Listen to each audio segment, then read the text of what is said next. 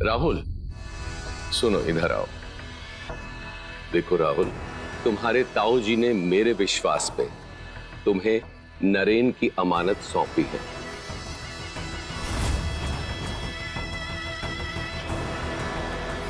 अब तुम्हें उस विश्वास को बरकरार रखना है। हाँ जी गुरुजी।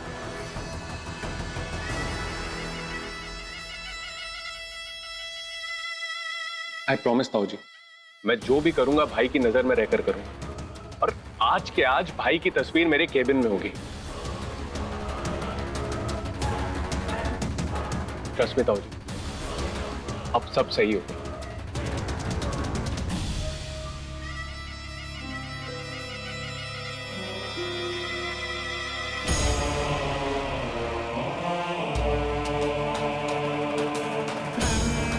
ठीक है, जैसा आप चाहें गुरुजी।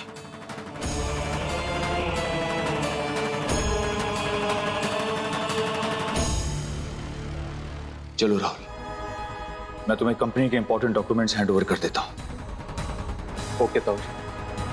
कम। कल्याण हो।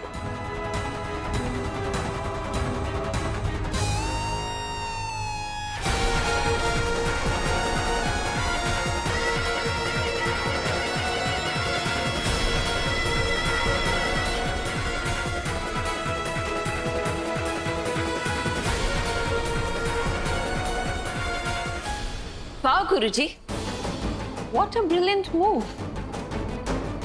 अब पूरा व्यास एम्पायर हमारी मुट्ठी में है, लेकिन वो दोनों माएं, उन्हें अपने काबू में कैसे किया जाए?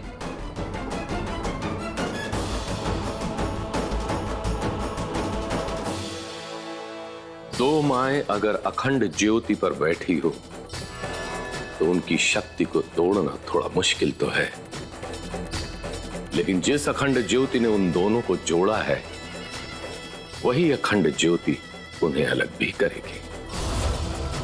नीलिमा, बलि की तैयारी करो।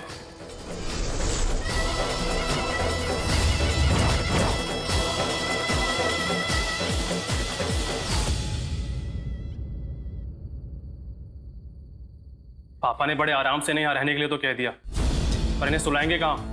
हमारा घर इतना भी बड़ा नहीं। डोंट वरी अनुज, मैं यहाँ हॉल में सो जाऊंगा और किसी बेड की भी जरूरत नहीं है। मुझे जमीन पर बेटर नींद आती है। पर हॉल में मैं रहता हूँ। हाँ फिर भी नो प्रॉब्लम, इतना बड़ा गार्डन है, मैं बाहर सो जाऊंगा और खुले में सोने का मजा ही कुछ और है। हमारी बला से तुम कहीं भी सो जाओ, पता नहीं कहां से आकर गले पड़ जाते हैं।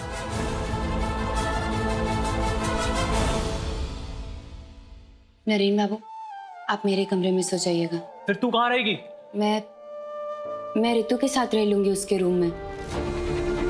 आई एम श्योर उसको कोई प्रॉब्लम नहीं होगी। कोई प्रॉब्लम क्यों नहीं होगी? ऐसे कोई भी आएगा और मुझसे मेरा रूम हड़प लेगा? रितु, बस 1-2 दिन की बात है, प्लीज।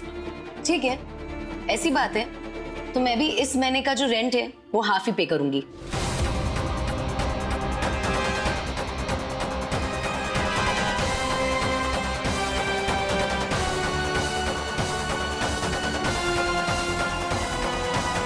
चलिए मैं आपको अपना कमरा दिखाती हूँ। आप भी अजीब है पूजा जी, पहले आपने मुझे अपने प्यार का इजहार करने के लिए कहा, और जब मैं इजहार कर रहा हूँ तो आप ऐसे अनजान बन रही हैं। बोलो, अब मैं आपकी मन की बात पढ़ूं तो कैसे पढ़ूं? बताओ, कैसे काटूंगा ये 7 दिन आपके बिना में? अब कोई बहाना भी तो नहीं है कि आपके मामा जी के घर पहुंच जाऊं? नहीं तो हम पहुंच जाते। क्या करूं?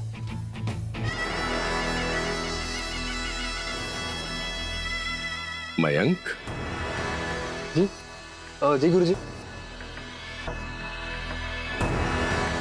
मैं तुम्हें डिस्टर्ब तो नहीं कर रहा? सॉरी गुरुजी, मैं आपसे बात नहीं करना चाहता। जानता हूं कि तुम मुझसे बहुत नाराज हो, इसीलिए तो पुल बांधने आया हूं। भाई बोले, लेकिन अपनी आप ये स्वीट टॉक से ना मुझे नहीं गुमराह कर सकते। मयंक, ठोकर खाने के बाद इंसान और भी ज्यादा मजबूत बन जाता है। ट्रस्ट मी, ये खोज तुम्हारे भाई की दिशा बदल देगी, उसी तरह जैसे पूजा तुम्हारी जिंदगी बदलने वाली है।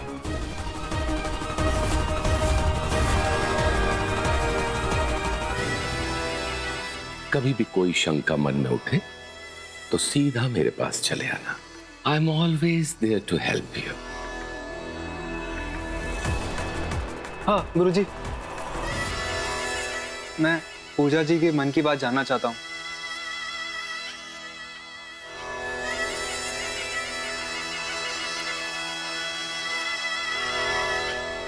उसके लिए तो तुम्हें मेरा आशीर्वाद लेना होगा।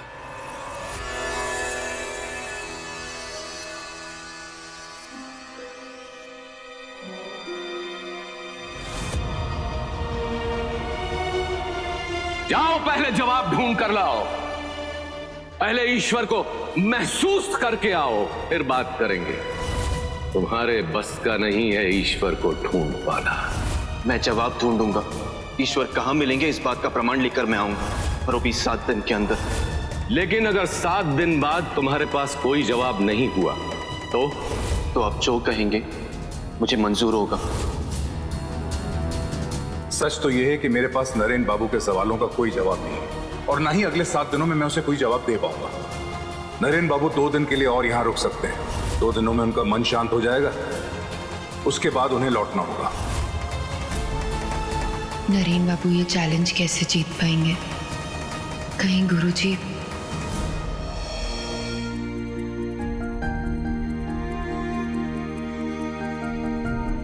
कण कण में ईश्वर है, पेड़ों की मजबूत छाल में है, पत्तों में दौड़ती नसों में, फूलों में है और उनकी महक में भी।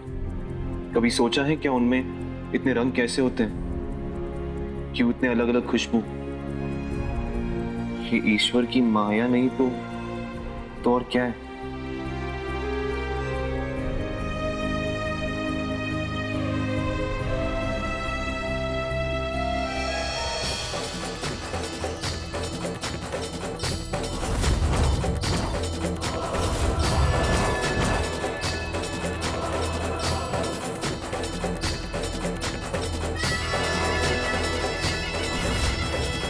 अपने अंदर की मोहब्बत को बाहर आने दो मयंक। उस दबे हुए तूफान को तबाही मचाने दो।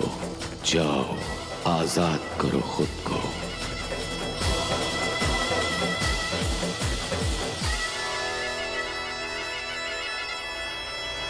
आंखें खोलो मयंक।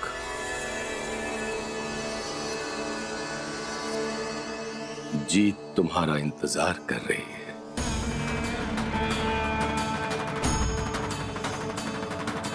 मुझे आभास हो रहा है कि पूजा तुमसे अत्यधिक प्रेम करती है। बस अब पीछे मत हटना।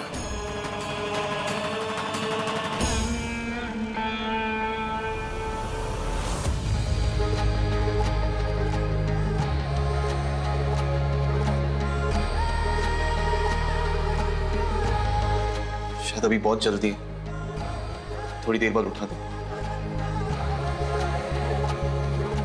एक दिन इंपॉर्टेंट है, टाइम वेस्ट करना बिल्कुल अफोर्ड नहीं कर सकता।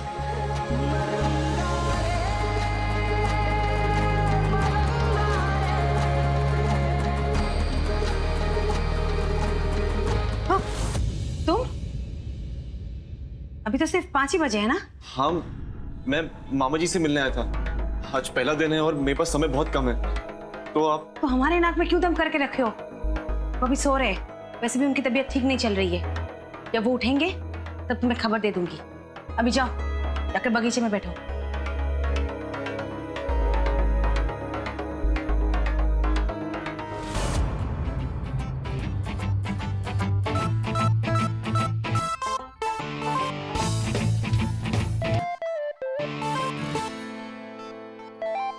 जहाँ नजरें घुमाऊं बस तुम्हें ही देख पाऊं पूजा जी। अब तो बस इतनी सी चाहत है।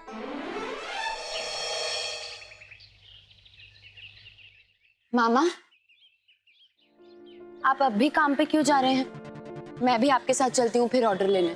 कोई नहीं लड़की, अब घर बैठा रहूंगा तो और बीमार पड़ जाऊंगा। मामा, अगर निकलने से पहले आप एक बार नरेन बाबू से बात कर लेते। पूजा, क्या बात करूं उनसे मैं? सच बात तो यह है कि मेरे पास उनके सवालों का कोई जवाब नहीं है, और मेरे पास ही क्या, किसी के पास भी उनके सवाल का कोई हल नहीं है। सर, आपकी तबीयत कैसी है अभी? ठीक है। तो फिर हम अभी थोड़ी देर बात कर सकते हैं। नरेन बाबू, मुझे ऑर्डर लेने के लिए बाहर जाना है, शाम को बात करते हैं। सर बस एक सवाल था। इस किताब में लिखा है कि ईश्वर इन पेड़ों के छाल में है, पत्तों के रस में है, उनकी खुशबू में है, उनके रंग में है। क्या ऐसा है सर? हाँ हाँ।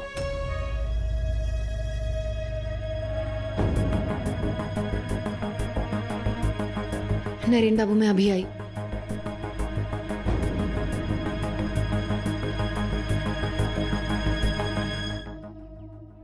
मामा, मैं भी आपके साथ चल रही हूँ। अच्छा चल।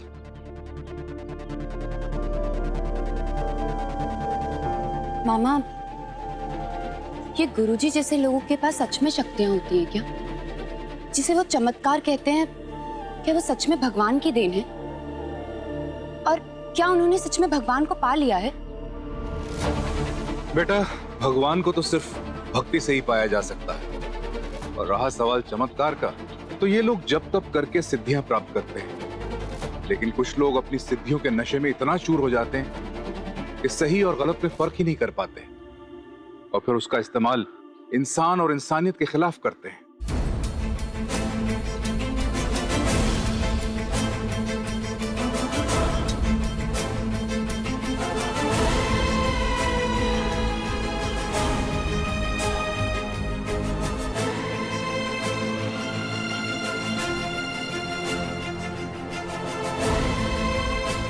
जाओ, पहले जवाब ढूंढ कर लाओ, पहले ईश्वर को महसूस करके आओ, फिर बात करेंगे।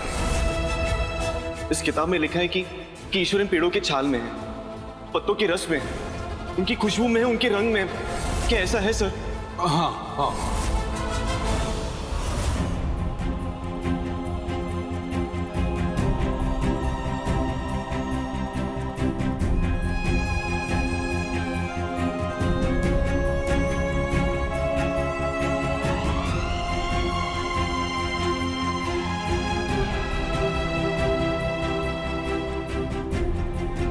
अगर इनमें ईश्वर है तो उन्हें महसूस कैसे करें?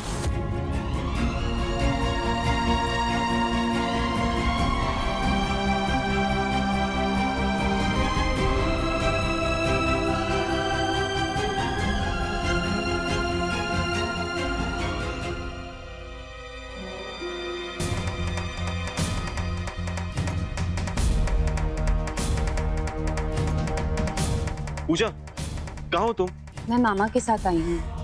आपको कोई काम था? हाँ, शायद मैं अपने जवाब की बहुत करीब हूँ। मैं फूल और पत्तों में ईश्वर ढूंढने की कोशिश कर रहा हूँ। मतलब बहुत सिंपल है। अगर ईश्वर इन पत्तों के रंग में, पेड़ों के रस में, फूलों की महक में है, तो अगर मैं ये सारी चीजों को भूल कर पी जाऊँ तो किसी अमृत से कम थोड़ी ना है।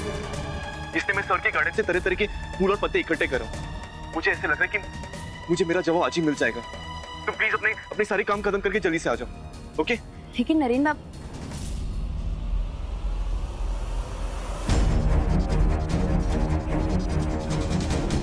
क्या हुआ लड़की? मामा, नरेन बाबू को लगता है कि फूल पत्तियों का रस पीने से शायद उन्हें जवाब मिल जाए। वो हमारे गार्डन के सारे फूल पत्तियों का जूस बनाकर पीने वाले हैं।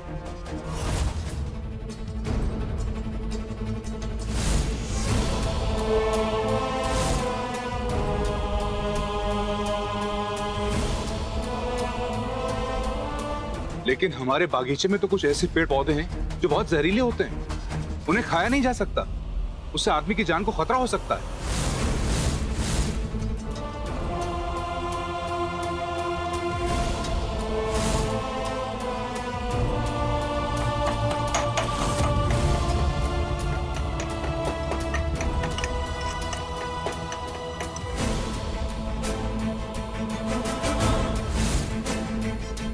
पागल इंसान क्या कर रहा है?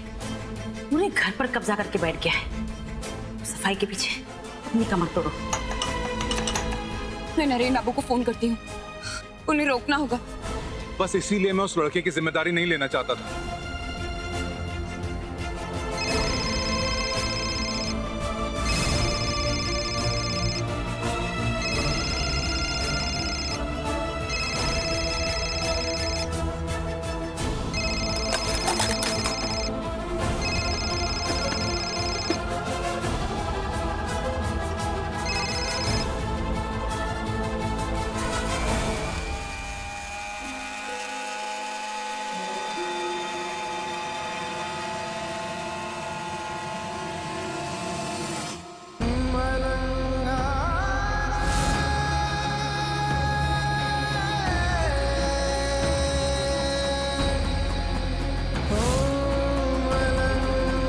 लेकिन हमारे बागीचे में तो कुछ ऐसे पेड़ पौधे हैं जो बहुत जहरीले होते हैं, उन्हें खाया नहीं जा सकता, उससे आदमी की जान को खतरा हो सकता है।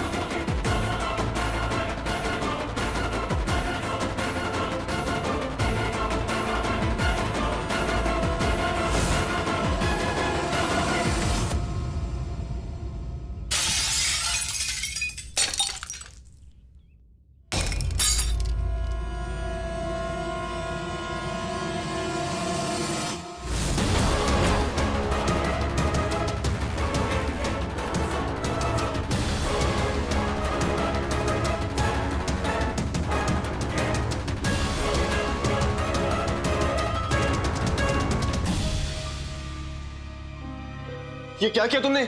नरेन बाबू, आप ये क्या करने वाले थे? आप जानते भी हैं उन पत्तों में कुछ ऐसे पत्ते थे जो जहरीले थे, उनका रस जानलेवा हो सकता था। आप तो पढ़े लिखे हैं ना नरेन बाबू, आप ऐसी नादानी कैसे कर सकते हैं? अगर इन पेड़ पौधों में ईश्वर है तो किसी को नुकसान कैसे पहुंचा सकते हैं? वो तो सबका भला करते हैं ना। अपनी खोज को लेकर आपकी शिद्दत की मैं इज्जत करती हूँ, लेकिन अभी जो आप करने वाले थे उसे मैं बेवकूफी कहूंगी। अगर जान ही ना बचती तो आप किस ईश्वर को महसूस करते? अब अपना बचपना बंद कीजिए और चलिए मेरे साथ।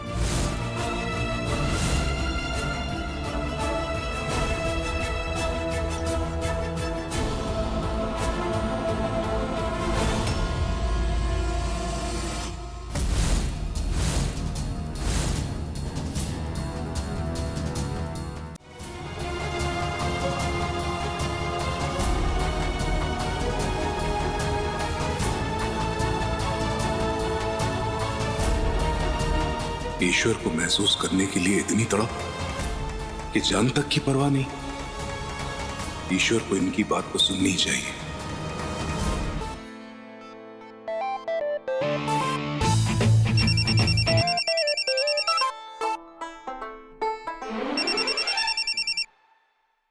हाँ भाई, भैया मिस यू, आप मेरे को कहाँ अकेला छोड़ के चले गए? हाँ, मैं पैसे ट्रांसफर कर देता हूँ भाई। और पूजा जी कैसी हैं?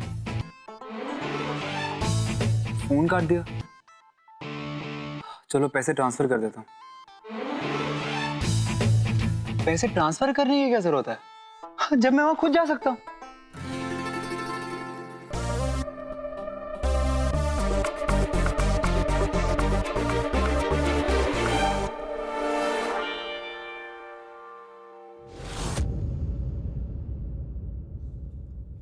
मयंक, हाँ माँ। ये तुम्हारी शर्ट। कहीं जा रहे हो क्या? हाँ माँ, वो दिल्ली जा रहा था। वो स्टार्टअप करना बहुत जरूरी काम है। चलो ओके बाय। दिल्ली?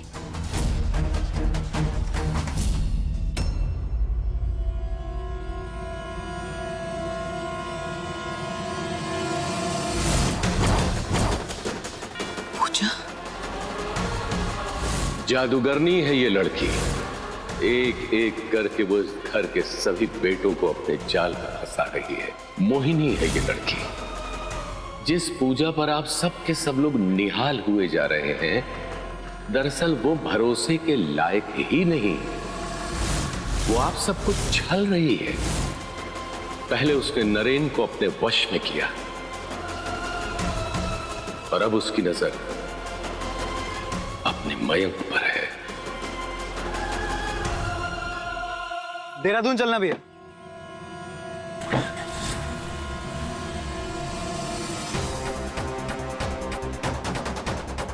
मयंक ने मुझसे क्यों झूठ कहा? किशन, गाड़ी निकालो। मयंक बाबू के गाड़ी का पीछा करो।